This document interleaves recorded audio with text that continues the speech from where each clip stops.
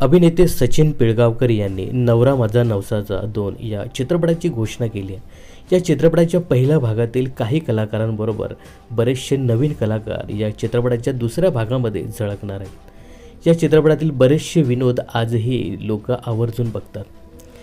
तर या चित्रपटाच्या पहिल्या भागामध्ये असे काही कलाकार होते ज्यांनी त्यांची कॅरेक्टर्स अजरामर केले आहेत, पण हे कलाकार आज जगात नाहीत। उघडे बाबा, एम क्रीम अटक मटक चवळी चटक, त्याचबरोबर बसंती इन कुत्तों के सामने मत नाच असे डायलॉग बोलून प्रेक्षकांना अक्षरशः हसवणारे सतीश तारे आज हयात नाहीत।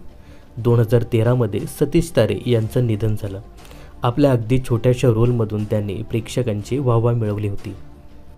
बाबू कालिया या चित्रपटात सगळ्यात मोठा ट्विस्ट येतो तो म्हणजे स्मगलर बाबू कालिया यामुळे।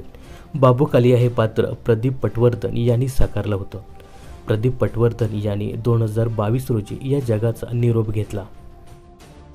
शीला राजे या चित्रपटात रीमा लागू यांनी शीला राजे या महिला नेत्याची भूमिका साकारली आहे। शीला राजे या बसमध्ये चढून महिलांचे प्रश्न सॉल्व्ह करताना दिसतात। यातून जो विनोद निर्माण होतो तो बघण्यासारखाच आहे। तर 2017 मध्ये रीमा लागू यांचं निधन झालं।